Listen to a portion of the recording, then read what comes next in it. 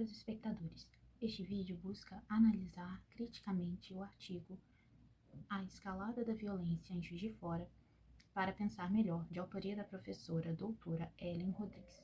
A autora é professora de Direito Penal e Criminologia na UFJF, mestre em Ciências Sociais pela UFJF e doutora em Direito Penal pela UERJ com estágio doutoral na Alemanha.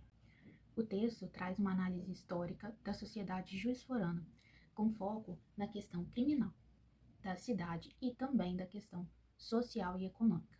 A autora disserta sobre pontos importantes da história da cidade desde seu surgimento até os dias atuais. Quanto à história, a autora demonstra a ausência de políticas públicas sociais com prevalência de políticas públicas criminais. No do escravocrata, destaca-se o Código de Posturas da Câmara Municipal de 1858, que proibia batuques e zunguns por perturbar a vizinhança.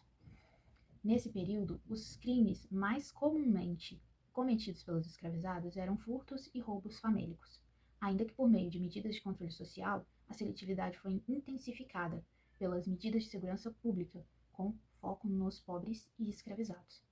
Já quanto ao século XX, a autora disserta sobre transformações econômicas na cidade, que passou de polo industrial a centro de prestação de serviços, notadamente saúde e educação. Nesse mesmo período, as favelas começaram a marcar expressivamente a cidade e, posteriormente, a remoção de moradores de certos locais foi marcada por forte violência e violação de direitos.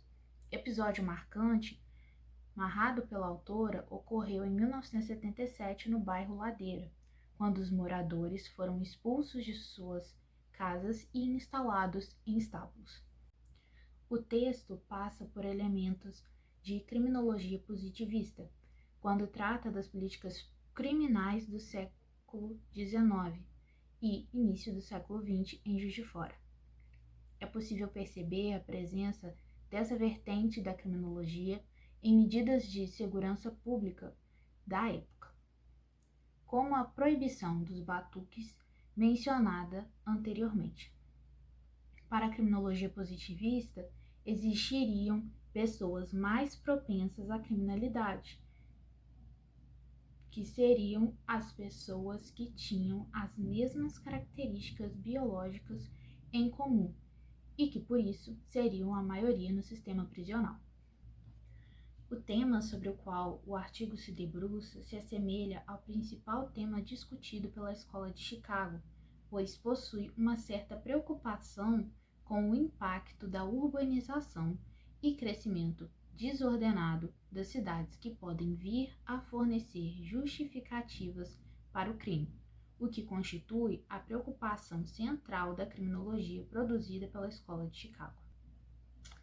O artigo se mostra atual, uma vez que o tema se mostra ainda persistente. Na cidade de Juiz de Fora, ainda se insiste em políticas públicas de criminalização, institucionalização e penalização, em detrimento de políticas públicas sociais que busquem uma melhoria na condição de vida da população.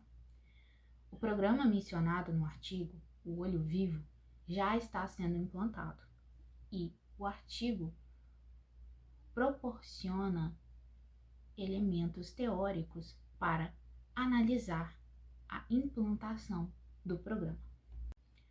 O texto traz um relevante levantamento da história de Juiz de Fora, principalmente com vistas aos crimes cometidos na cidade, bem como sua política criminal ao longo do tempo. Apesar de não possuir uma referência direta e explícita a determinados conteúdos de criminologia, como a criminologia positivista ou a Escola de Chicago, é possível perceber que existe uma relação entre esses conteúdos e o texto analisado. Apesar de fornecer uma análise da cidade somente até o ano de 2013, ou seja, uma análise datada de 13 anos atrás, o texto apresenta crescente relevância, principalmente para fornecer elementos teóricos para a análise da implantação e resultados do programa Olho Vivo.